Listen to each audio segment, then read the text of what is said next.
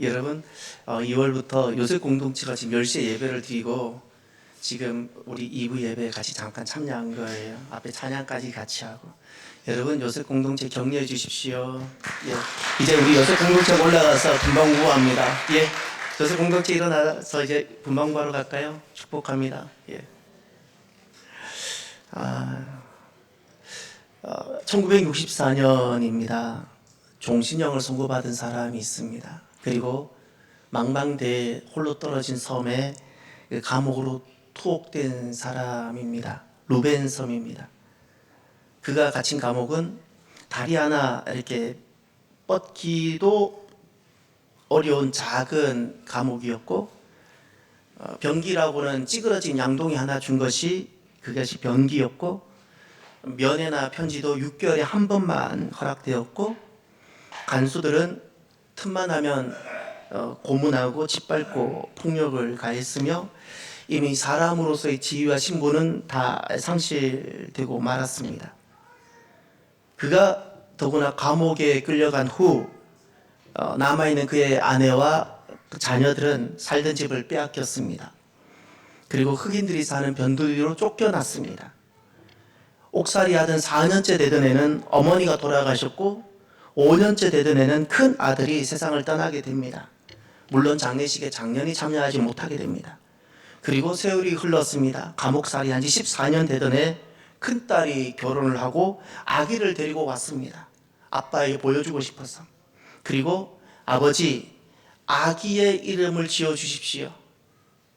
그랬을 때 옥살이하고 있던 아버지가 윗주머니에서 꼬깃꼬깃 구겨졌던 그 종이 하나를 끄집어서 꺼내어서 딸에게 건네주었습니다. 그리고 그 딸은 그 구겨진 아버지 주머니 속에서 나온 그 종이 글 하나를 보고 펑펑 울었습니다. 14년째 옥살이를 하고 있는 그 아버지가 딸 아이의 아기 이름이라고 적어준 그 이름은 아즈위라는 단어였습니다. 그것은 희망이라는 단어입니다. 아버지는 14년째 감옥 생활을 하는데 그 가슴 속에 희망, 아츠위라는 단어를 늘 가슴에 품고 간수가 괴롭힐 때도 견디고 다리 하나 뻗지 못하는 상황에서도 또 견디고 앞이 보이지 않는 상황에서도 견뎌내며 또 견디며 아츠위를 생각하며 아츠위 희망을 잃어버리지 않고 그는 견디었습니다. 그 후로 그는 13년 더 옥살이를 하다가 마침내 풀려나게 됩니다.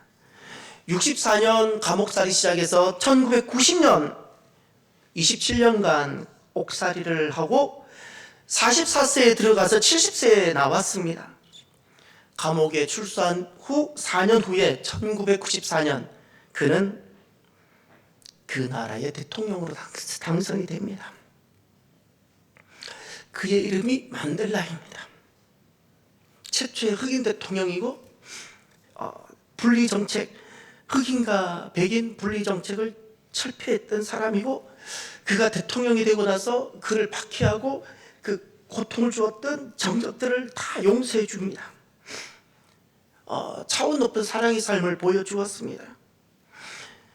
그 오랜 세월 어떻게 그가 그 절망의 세월 그 감옥에 갇혀서 희망이 보이지 않는 그 가운데 그는 살아낼 수 있고 견뎌낼 수 있었을까요? 그 질문을 했을 때 만델라는 그가 이렇게 말을 합니다. 나는 위대한 변화가 반드시 일어나리라는 아즈위를 한순간도 포기한 적이 없었습니다.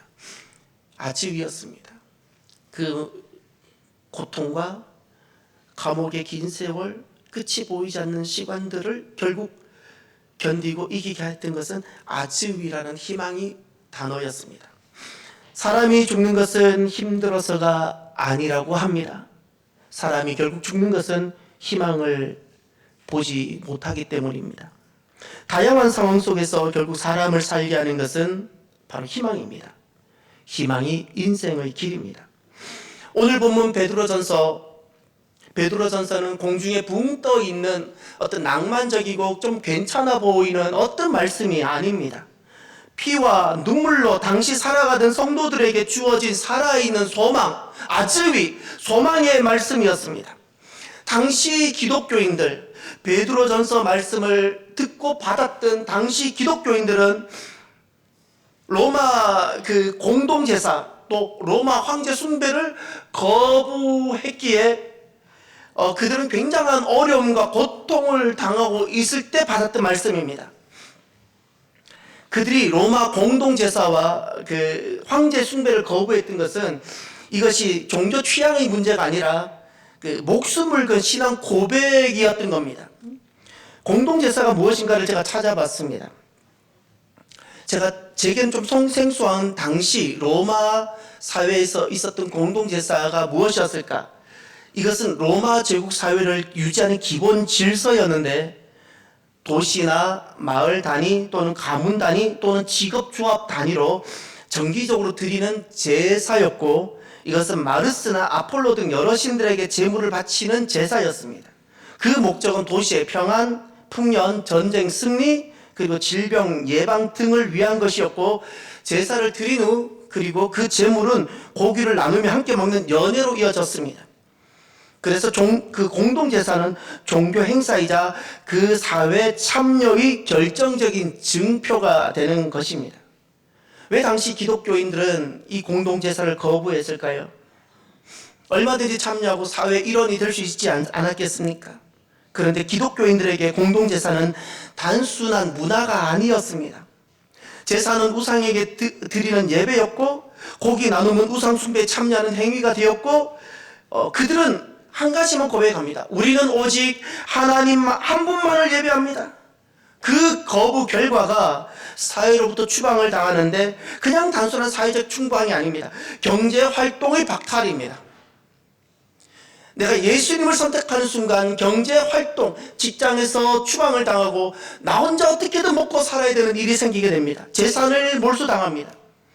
도시에서는 도시의 평안을 해치는 자라고 낙인을 찍힙니다. 또 신들의 분노를 불러오는 자라고 무신론자라는 평을 받으면서 그 도시에 어떤 재앙이나 어떤 일들이 일어나면 그 결과로 기독교인을 희생양으로 삼았습니다. 이것이 공동제사였던 겁니다. 황제숭배라는 것은 우리가 이미 알다시피 당시 로마 제국은 그 정치와 종교를 일치시켜서 황제를 신격화시켰습니다. 황제가 곧 신이고 신의 아들이었습니다. 그들의 고백은 이겁니다. 카이사르 퀴리오스, 딱 이겁니다. 카이사르 퀴리오스. 카이사르는 주이다라는 고백입니다. 이것을 늘 고백하게 하고 조그만한 어떤 그 향을 피우는 어떤 것을 던지면서 항상 이렇게 고백합니다. 카이사르 퀴리오스. 이것을 한마디만 하면 됩니다. 한 번만 하면 되는 겁니다. 그런데 당시의 기독교인들은 이 한마디를 하지 않았습니다. 카이사르 퀴리오스. 당시 기독교인들의 고백은 이 고백이었습니다. 예수스 퀴리오스. 모든 사람들은 카이사르 퀴리오스라고 그 어떤 향을 피우면서 향을 던지면서 그렇게 외칠 때 당시 기독교인들은 이 고백을 합니다. 예수스 퀴리오스. 주라는 단어를 예수님을 만나고 나서 기독교인들은 주라는 단어를 그 누구에도 붙이지 않았습니다.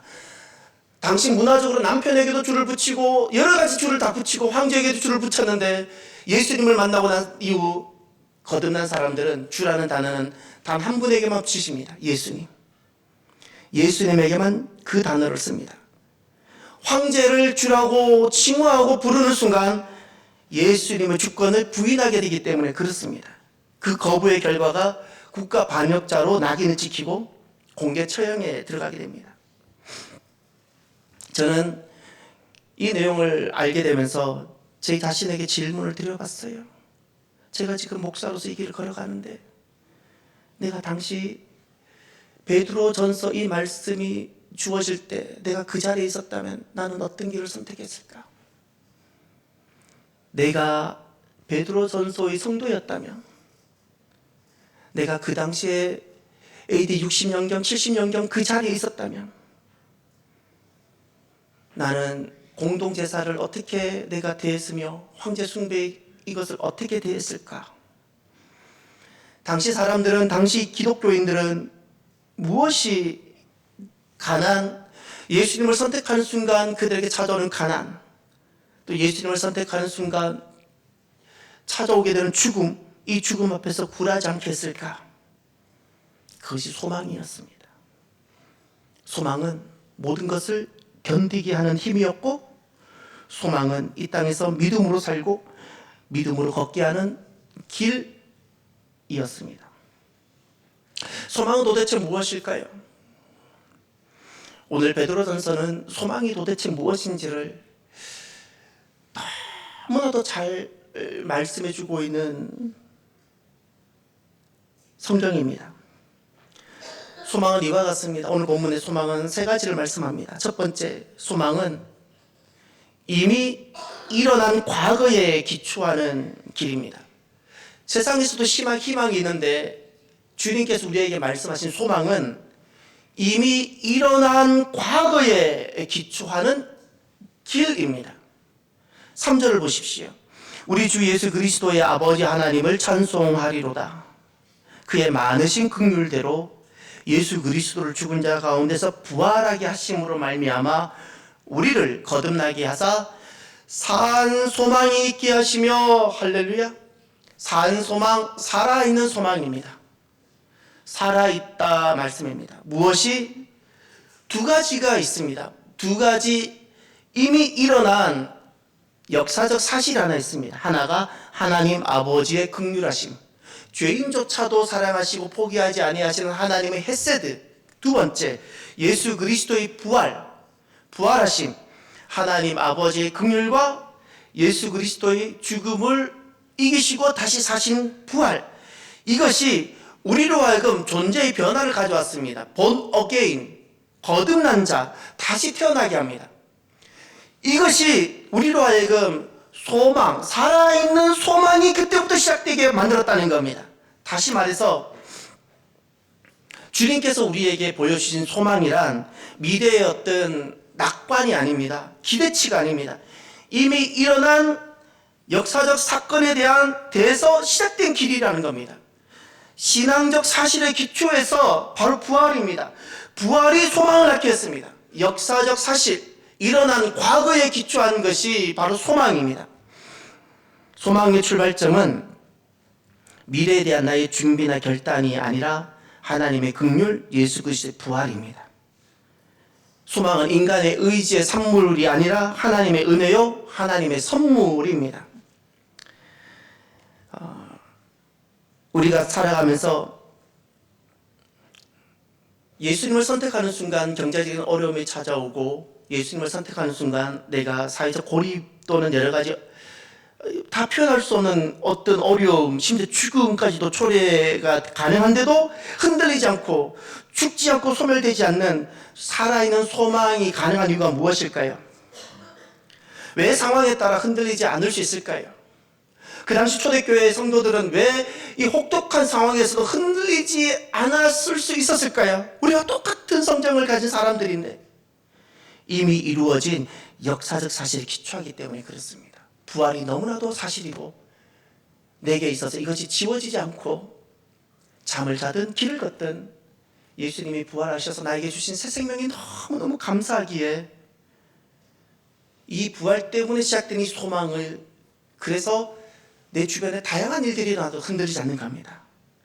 이것은 가능성의 길이 아니라 확인이 가능한 길이기 때문에 다양한 상황에서도 흔들리지 않고, 길의 길이 아니라 분명한, 손으로 만진 바 된 것 같이 분명한 길이기 때문에 상황에 따라 흔들리지 않는 길이 된 것입니다. 오늘도 저와 여러분들이 살아있는 소망의 길을 걸어가는 복된 부활 성도들이 되시기를 바랍니다. 또 하나, 소망은 도대체 무엇이길래 당시 베드로전서의 성도들은 그 혹독한 여정을 걸을 수 있었을까요? 소망은 현재를 통과하게 하는 길입니다. 6절과 7절을 볼까요? 그러므로 너희가 이제 여러 가지 근시험으로 말미암아 잠깐 근심하게 되지 않을 수 없으나 오히려 크게 기뻐하는도다. 너희 믿음의 확실함은 불로 연단하여도 없어질 금보다 더 귀하여 예수 그리스도께서 나타나실 때에 칭찬과 영광과 존귀를 얻게 할 것이니라. 아멘. 현재를 이야기하고 있습니다. 현재는 여러 가지 시험, 근심 이런 표현들이 나옵니다. 현재입니다. 그런데 이 현재를 어떻게 대하는가를 보십시오. 크게 기뻐하다, 오히려 크게 기뻐하다. 여러 가지 시험이 있었는데 크게 기뻐하게 되고, 또 이런 여러 가지 근심과 시험들을 도리어 연단으로 받아들인다는 겁니다. 불행이나 슬픔이나 고통이 아니라 연단, 나를 만들어가는 과정. 연단이 힘들 수는 있지만 힘든 만큼 내가 더욱더 세워질 것을 생각하며 연단이 되게 한다는 겁니다. 소망은 여러 가지 현재적 시험들과 근심들을 도리어 기뻐하게 하고 연단으로 받아들이며 결국 현재를 통과하게 합니다. 소망은 고난을 제거하진 않습니다. 그러나 고난을 통과하게 합니다. 성경은 고난을 미워하지 않습니다. 또 성경은 고난을 거부하거나 제거하지도 않습니다. 고난 중에 있는 교회와 성도들, 하나님은 어떻게 보호하실까요? 하나님은 늘 보호하신다 그러시는데 우리는 정작 고난 중에 있고 나는 정말 고통 중에 있는데 이런 나를 하나님은 어떻게 보호하실까요? 먼저 성경을 가만히 보면 현재 고난 중에 있는 우리들을 하나님은 이렇게 보호하십니다. 세상의 권세보다 하나님이 더 두렵게 하십니다. 우리가 어떤 것에 그 결정적인 그 선택을 하고 결정할 때는 더 큰 것이기 때문에 그렇습니다. 그것이 권세이든 무엇이든, 그래서 그것이 나에게는 더 기준이 되는 겁니다. 그런데 고난 중에 있는 성도들을 하나님이 보호하실 때는 하나님이 더 크게 보입니다. 할렐루야. 하나님이 큽니다. 하나님이 큽니다. 세상 가운데 하나님만큼 크신 분이 없고 세상 가운데 어떤 권력과 권세도 하나님만큼 그런 분이 되신 것은 아무것도 없는 겁니다. 또 하나님의 약속이 살아있는 소망이 되게 합니다. 그런데 이것이 소멸되지 않습니다. 하나님께서 약속하신 바가 있는데 이것이 나에겐 소망이 되고 그리고 소멸되지 않는 겁니다. 그뿐만 아니라 하나님은 또 어떻게 보호하시는가? 고난과 환난을 전에는 고통과 슬픔으로 받아들이고 부정으로 받아들였는데 하나님이 딱 보호하시는 순간 이것이 나를 단련하는 순간으로 내가 바뀌게 됩니다. 나를 단련하는 순간. 저는 참 많이 굶어봤습니다. 아마 제 또래 정도의 저만큼 굶은 사람이 있을까 싶습니다. 저는 보릿고기 시절은 아닙니다. 그 이후입니다. 경제가 한참 성장할 때. 그래서 일부 배 굴 굽는 친구들이 있었지만 저처럼 여러 해를 밥 한 끼 라면 한 끼를 먹으면서 하루를 버텨낸 친구들은 그렇게 많이 보이지는 못했습니다. 그런데 밥 한 끼 라면 한 끼를 먹으면 그날은 잘 먹는 날이었음에도 불구하고 그것이 결코 저를 흔들거나 약하게 만들지는 않았습니다. 정말 그때 무슨 생각을 했냐면 가난 훈련이야, 재정 훈련이야, 재정 훈련으로, 가난 훈련으로 이렇게 생각하며 이렇게 걸어갔던 기억이 납니다. 또 하나님은 이렇게 고난 중에 있는 성도들을, 교회를 보호하실 때 어떻게 되는가? 소망으로 이 모든 삶을 통과하게 하십니다. 할렐루야. 통과하게 하십니다. 마주하고 있는 상황이 바뀐 것이 아닙니다. 소망이 마주하고 있는 상황을 마주하고 있는 나를 소망이 바꾼 것입니다. 끝으로 당시 베드로전서 성도들은 그 혹독한 시련을 어떻게 이겨내고 소망의 길을 걸어갈 수 있었을까요? 소망은 미래를 향해 나아가는 길이 됩니다. 이미 이루어진 과거에 기초하고 그래서 시작하는 것이 소망이고 현재를 통과하게 하는 것이 소망이라면 소망은 미래를 향해 나아가는 길입니다. 먼저 4절 5절을 보시길 바랍니다. 섞지 않고 더럽지 않고 쇠하지 아니하는 유업을 있게 하시나니 곧 너희를 위하여 하늘에 간직하신 것이라. 너희는 말세에 나타내기로 예비하신 구원을 얻기 위하여 믿음으로 말미암아 하나님의 능력으로 보호하심을 받았느니라. 여기에 유업이라는 단어가 있습니다. 썩지 않는 유업, 더럽지 않는 유업, 쇠하지 않는 하나님께서 주시는 유업입니다. 하나님께서 주시는 겁니다. 또 이것은 하늘에 가직한 것이라 말씀합니다. 8절 9절을 보실까요? 다 함께 읽겠습니다. 예수를 너희가 보지 못하였으나 사랑하는도다. 이제도 보지 못하나 믿고 말할 수 없는 영광스러운 즐거움으로 기뻐하니 믿음의 결국 곧 영혼의 구원을 받음이라. 아멘. 지금 보지 못하는 상황입니다. 지금입니다. 그런데 사랑하며 걸어갑니다. 이제 보지 못하고 있습니다. 그런데 믿고 신뢰하며 나아갑니다. 도리어 고난 중에 기뻐합니다. 그리고 그 종착지가 구원입니다. 소망은 이미 확정된 목적지를 향해 걸어가게 하는 여정이요 길입니다. 그 소망의 목적지는 하늘에 있습니다. 땅에서 우리가 많은 성취를 갖게 됩니다. 땅의 성취는 우리에게 살아있는 소망은 되지 못합니다. 땅에서도 여러 가지 우리에게 작은 희망을 주는 요소들이 많지만 그것은 항상 흔들립니다.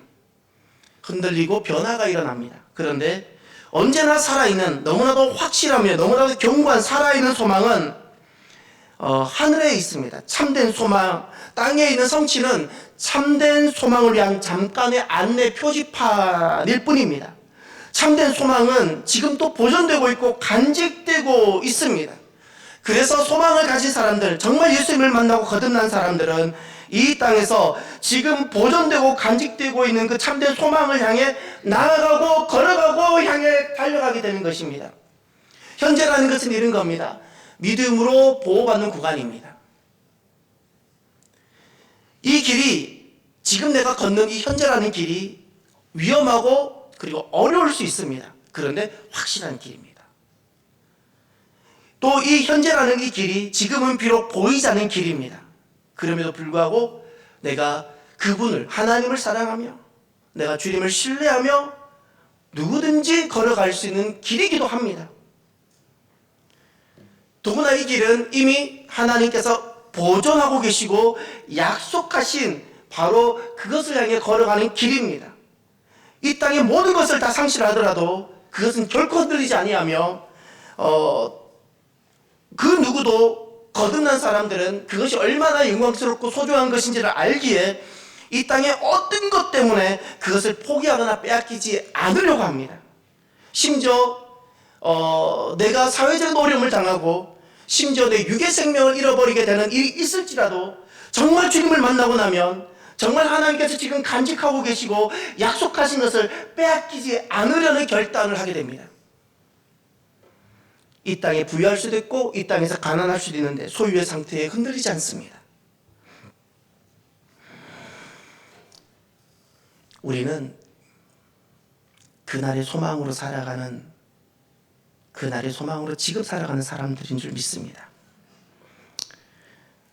돌아보면 제게는 이런 마음이 있습니다. 언제나 그렇고 항상 그렇습니다. 지금 이곳에서의 삶, 그 삶이 여러분과 교차하고 겹치는 자리들이 분명히 있을 것입니다. 그런데 그것을 덤으로 둡니다. 덤으로 두게 합니다. 지금 이곳에서의 삶이 제가 다 만족스럽다는 뜻이 아닙니다. 제가 그냥 꿈꿨고 기대치가 다 충족된다는 뜻이 아닙니다. 지금 이곳에서의 삶을 덤으로 두게 되고 선물로 받게 됩니다. 그리고 지금 이곳에서의 삶 모든 것이 가능합니다. 모든 것이 가능합니다. 잘 되는 것만을 원하는 것이 아니라 그러지 못한 것도 가능하고 강한 것만을 원하는 것이 아니라 약한 것도 가능하고 모든 것이 가능하고 모든 것이 할 수 있게 됩니다. 그 이유는 딱 한 가지입니다. 하나님께서 간직해 두시고 약속해 두신 바로 그것 때문입니다. 그것은 진짜이기 때문에 이곳에서 좀 약할 수도 있고 이곳에 좀 작을 수도 있지만 이것이 가능한 이유가 그날에 우리에게 주시려고 하나님이 간직한 것이 있고 약속하신 바가 있기에 그것만 생각하면 지금은 다 견딜 수 있고 현재라는 것을 우리는 통과해낼 수 있는 겁니다. 그날 소망이 저로 하여금 지금 이곳에서의 삶이 다 덤이 되게 하고 선물이 되게 하며 모든 것이 가능하게 하고 할 수 있게 합니다. 사도 바울의 고백이 맞습니다. 비천에 처할 수도 있고 풍부에도 처할 수도 있고, 주님 안에서 내게 능력 주시는 주님 안에서 모든 것이 가능한 것이 옳은 말씀입니다. 이것이 소망 때문에 그렇습니다. 사랑하는 성도 여러분, 소망을 잃으면 삶의 길을 잃은 것입니다. 소망이 길입니다. 저와 여러분들이 이 길을 걸어가는 것은 여기에 엄청나고 대단한 것이 있는 것이 아니라 하나님께서 약속하시고 간직하신 바로 그것 때문에 우리는 걸어가는 것입니다. 그래서 우리는 소망의 공동체입니다. 우리는 소망의 사람들입니다. 예수님 때문입니다. 그날에 약속된 하늘 소망 때문에 이 땅에서 모든 것이 가능한 바로 소망의 사람들. 그래서 이 땅의 다양한 일들, 내 몸이 약할 때도 있고 내 기대치에 이르지 못하는 일들이 일어날지라도 흔들리지 않고 나로 하여금 길을 걸어가게 하는 소망의 사람들입니다.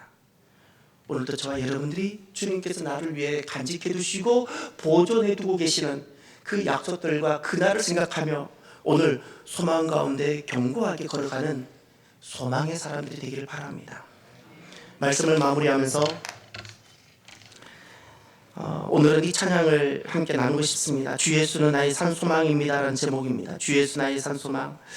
살아가면서 우리는 깊은 절망을 겪을 수 있죠. 내 뜻대로 잘 되지 않은 일들이 얼마나 많습니까? 그런데 주님이 내 이름을 불러주십니다.